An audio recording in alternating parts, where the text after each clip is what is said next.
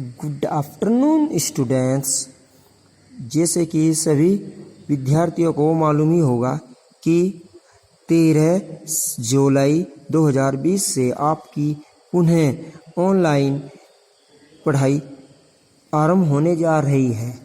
आज हम आपको हिंदी सब्जेक्ट के अंतर्गत खंड गद्य में आचार्य रामचंद्र शुक्ल जी की जीवनी का अध्ययन करा रहे हैं। सर्वप्रथम हम इसके जीवन परिचय पर प्रकाश डालते हैं। आइए शुरू करते हैं। आचार्य रामचंद्र शुक्ल जी का जन्म सन 1884 ईस्वी में बस्ती जनपद के अगोना नामक ग्राम में हुआ। इनके पिताजी श्रीचंद्र बली शुक्ल जी सरकारी कर्मचारी थे। इनकी प्रारंभिक शिक्षा राठ हमीरपुर में हुई।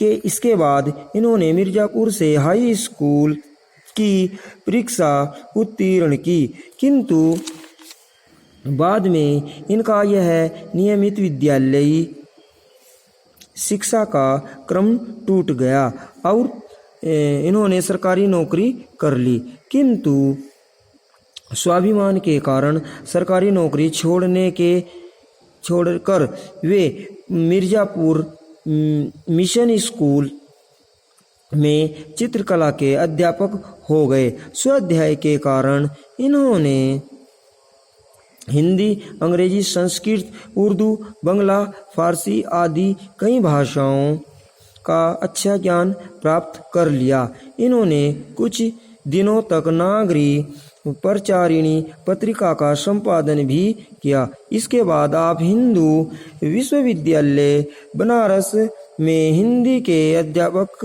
के रूप में नियुक्त हो गए और वहीं पर हिंदी विभाग के अध्यक्ष हो गए। सन 1941 ईस्वी में इस महान साहित्यकार की हृदय गति रुकने से इनकी मृत्यु हो गई।